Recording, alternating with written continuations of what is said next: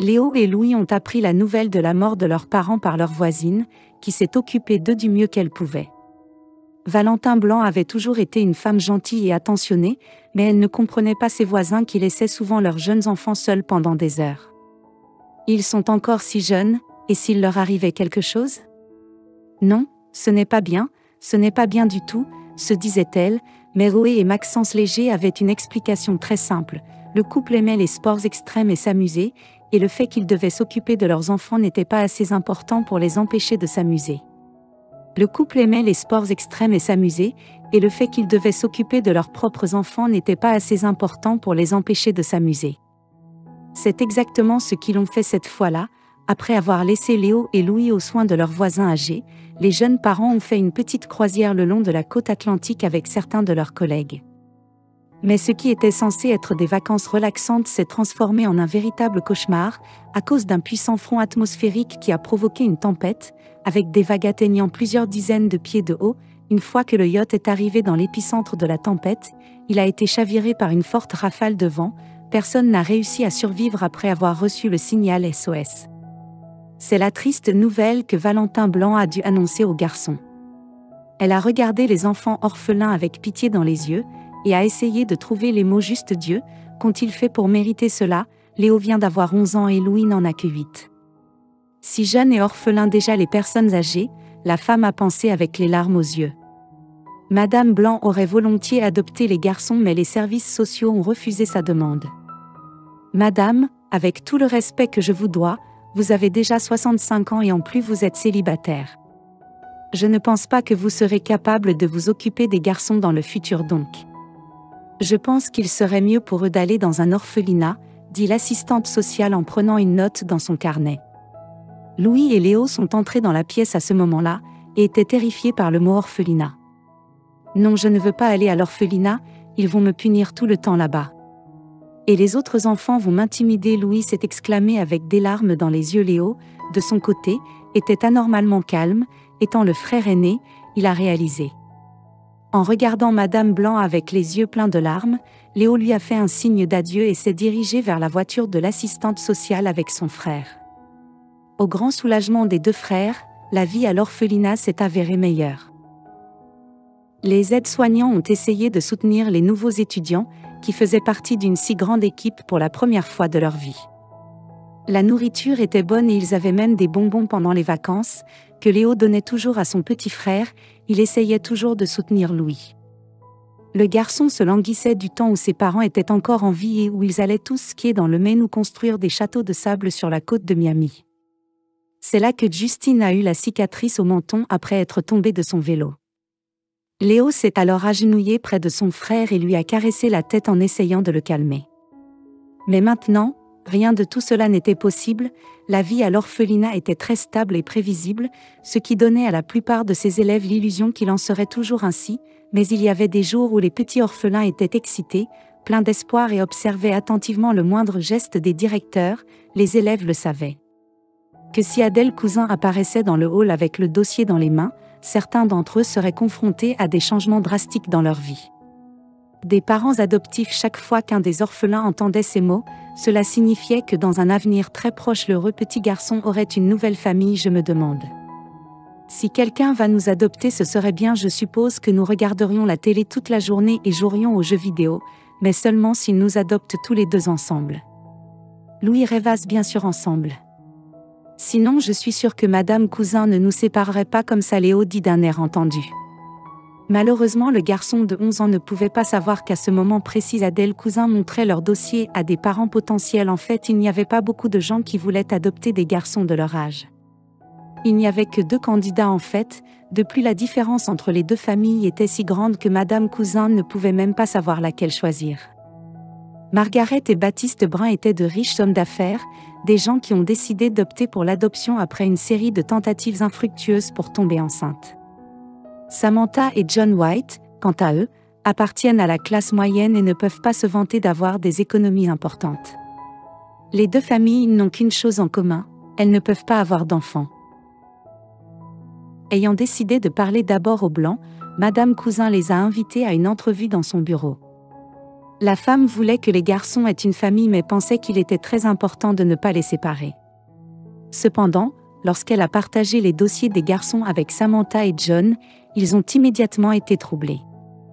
Et anxieux, non, nous ne pouvons pas adopter 2 enfants, nous n'avons pas les moyens de subvenir aux besoins de 2 enfants. Peut-être que nous pourrions adopter le petit frère, Samantha White a dit, ayant du mal à garder ses émotions sous contrôle. Sa réponse a fait réfléchir Adèle Cousin. Elle a essayé de parler à une autre famille qui, elle en est sûre, pourrait se permettre d'adopter 2 enfants. Madame Cousin demande à Samantha et John d'attendre dans le hall et de demander au brun d'entrer. Margaret et John écoutent patiemment la directrice, après quoi ils déclarent à l'unanimité qu'ils ne veulent adopter que le frère aîné. Nous voulons adopter le grand garçon Léo. Je pense qu'il a 11 ans et qu'il est assez intelligent et qu'il pourra lui fournir tout ce dont il a besoin, a répondu John Brun. Adèle Cousin a trouvé la réponse du couple très décevante. Elle était confrontée à un dilemme très difficile, soit elle séparait les frères et leur donnait la possibilité de rentrer à la maison avec leur nouvelle famille, soit elle les laissait rester à l'orphelinat pour quelques mois ou peut-être quelques années de plus. Cette décision n'était pas facile à prendre, et quand elle l'a dit aux garçons, ils ne l'ont pas bien pris. « Comment est-ce possible? Je ne veux aller nulle part sans vous qui allez prendre soin de moi maintenant. » Et me donner des bonbons pendant les vacances, Louis a crié, avec des larmes dans ses yeux. Ne sois pas bouleversé, ce n'est pas pour toujours. Nous nous retrouverons certainement quand nous serons grands, je te le promets, tu m'entends toi. Va être un bon fils et écoute tes nouveaux parents. Ok, Léo a dit en essayant de garder ses émotions sous contrôle. Le garçon était dévasté mais il ne pouvait pas se permettre de s'effondrer devant son petit frère. Léo se sentait depuis longtemps responsable de son petit frère. Il lui souhaitait le meilleur et il a donc persuadé Louis d'accepter la décision du directeur. Louis d'accepter la décision du directeur et de se préparer à rentrer chez lui avec sa nouvelle famille. Adèle Cousin se sentait mal à l'aise de séparer Léo et Louis. C'était la première fois dans leur pratique qu'elle devait laisser partir 2 frères dans 2 familles différentes. D'un autre côté, la femme comprenait que c'était la seule façon d'aider les orphelins à trouver de nouvelles familles où ils seraient aimés, choyés et pris en charge et heureux. 2 semaines plus tard, Léo et Louis se sont vus pour la dernière fois, après quoi ils sont rentrés chez eux avec leur nouvelle famille, qui attendait avec impatience l'arrivée de leur nouveau compagnon. 18 ans ont filé à toute allure. Léo, un garçon de 11 ans, est devenu un beau banquier, qui a fait d'excellentes études à Harvard grâce au soutien de ses parents adoptifs. À l'âge de 29 ans, Léo avait tout ce qu'il pouvait espérer pour sa femme, une grande maison confortable et une voiture de luxe. La seule chose qui préoccupait encore le jeune homme le jour et la nuit était le sort de son petit frère Louis après qu'il se soit séparé de lui à la porte de l'orphelinat il y a 18 ans. Louis semble avoir disparu de la surface de la terre. Le nouveau directeur de l'orphelinat ne peut pas non plus aider le jeune banquier. Car à ce moment-là, Adèle Cousin est déjà morte et ses archives personnelles ont été détruites dans un incendie. J'ai l'impression que l'univers est contre moi. Je me heurte sans cesse à un mur, comme si quelqu'un, ou quelque chose, m'empêchait délibérément de retrouver mon frère. Léo a dit à sa femme. Linda avait toujours été une femme très intelligente, qui comprenait parfaitement son mari. Elle a donc fait de son mieux pour aider Léo à retrouver son frère. Le temps a passé. Mais les recherches n'ont toujours pas abouti, ce qui a bouleversé Léo, car il se sentait toujours responsable de Louis. Dans le cadre de son travail, Léo consultait souvent les dossiers des débiteurs et parvenait à traiter la plupart des cas sans impliquer les collecteurs. Ce jour-là, Léo a décidé de traiter 3 cas qui avaient beaucoup d'arriérés de paiement et s'est rendu aux adresses. Ce jour-là, Léo décide de s'occuper de 3 dossiers qui présentent de nombreux impayés et se rend aux adresses indiquées dans leur dossier.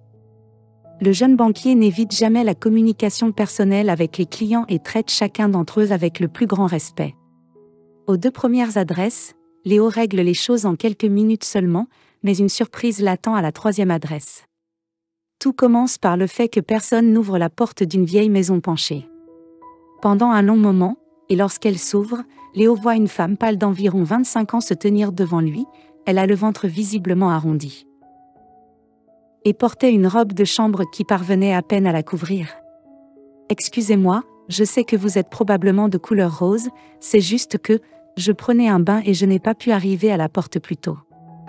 Je prenais un bain et je n'ai pas pu arriver à la porte plus tôt et aussi mon estomac.